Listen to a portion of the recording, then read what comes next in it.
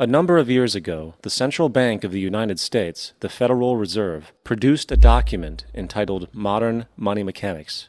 This publication detailed the institutionalized practice of money creation as utilized by the Federal Reserve and the web of global commercial banks it supports. On the opening page, the document states its objective.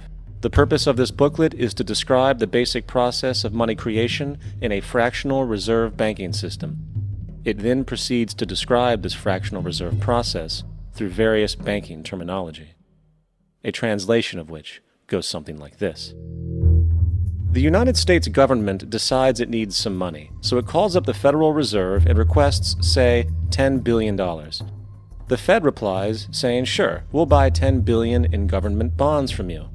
So the government takes some pieces of paper, paints some official-looking designs on them, and calls them treasury bonds. Then it puts a value on these bonds to the sum of $10 billion and sends them over to the Fed. In turn, the people at the Fed draw up a bunch of impressive pieces of paper themselves, only this time calling them Federal Reserve notes, also designating a value of $10 billion to the set. The Fed then takes these notes and trades them for the bonds. Once this exchange is complete, the government then takes the $10 billion in Federal Reserve notes and deposits it into a bank account. And upon this deposit, the paper notes officially become legal tender money, adding $10 billion to the U.S. money supply. And there it is. $10 billion in new money has been created. Of course, this example is a generalization, for, in reality, this transaction would occur electronically, with no paper used at all. In fact, only 3% of the U.S. money supply exists in physical currency. The other 97% essentially exists in computers alone.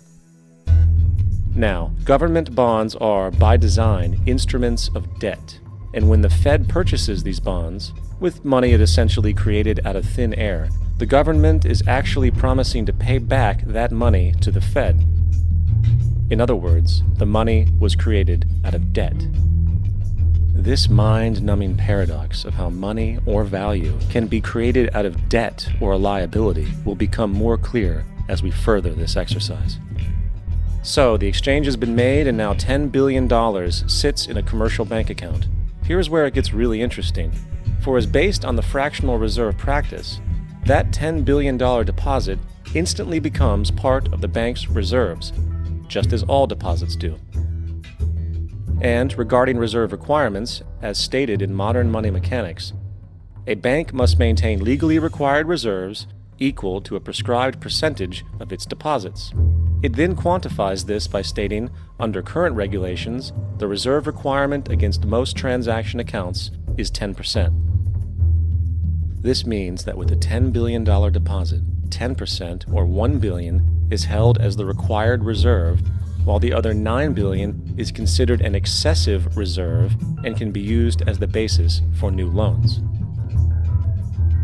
Now, it is logical to assume that this $9 billion is literally coming out of the existing $10 billion deposit. However, this is actually not the case. What really happens is that the $9 billion is simply created out of thin air on top of the existing $10 billion deposit. This is how the money supply is expanded. As stated in modern money mechanics, of course they, the banks, do not really pay out loans from the money they receive as deposits. If they did this, no additional money would be created. What they do when they make loans is to accept promissory notes, loan contracts, in exchange for credits, money, to the borrower's transaction accounts. In other words, the $9 billion can be created out of nothing simply because there is a demand for such a loan and that there is a $10 billion deposit to satisfy the reserve requirements. Now, let's assume that somebody walks into this bank and borrows the newly available $9 billion. They will then most likely take that money and deposit it into their own bank account. The process then repeats, for that deposit becomes part of the bank's reserves. 10% is isolated, and in turn 90% of the $9 billion, or $8.1 billion, is now available as newly created money for more loans. And of course, that 8.1 can be loaned out and redeposited, creating an additional 7.2 billion, to 6.5 billion, to 5.9 billion, etc. This deposit money creation loan cycle can technically go on to infinity. The average mathematical result is that about $90 billion can be created on top of the original $10 billion. In other words, for every deposit that ever occurs in the banking system, about 9 times that amount can be created out of thin air. Money jitters?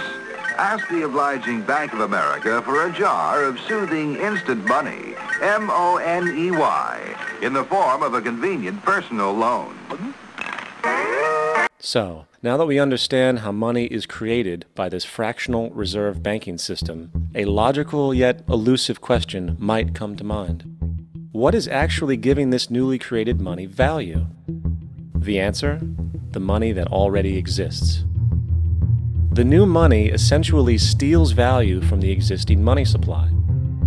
For the total pool of money is being increased irrespective to demand for goods and services. And as supply and demand finds equilibrium, prices rise, diminishing the purchasing power of each individual dollar. This is generally referred to as inflation, and inflation is essentially a hidden tax on the public. What is the advice that you generally get? And that is inflate the currency. They don't say debase the currency. They don't say devalue the currency. They don't say cheat the people who are saved. They say lower the interest rates. The real deception is when we distort the value of money. When we create money out of thin air, we have no savings, yet there's so-called capital. So my question boils down to this: how in the world can we expect to solve the problems of inflation, that is, the increase in the supply of money, with more inflation? Of course, it can't. The fractional reserve system of monetary expansion is inherently inflationary. For the act of expanding the money supply, without there being a proportional expansion of goods and services in the economy, will always debase a currency. In fact, a quick glance at the historical values of the U.S. dollar versus the money supply reflects this point definitively, for the inverse relationship is obvious. $1 in 1913 required $21.60 in 2007 to match value. That is a 96% devaluation since the Federal Reserve came into existence.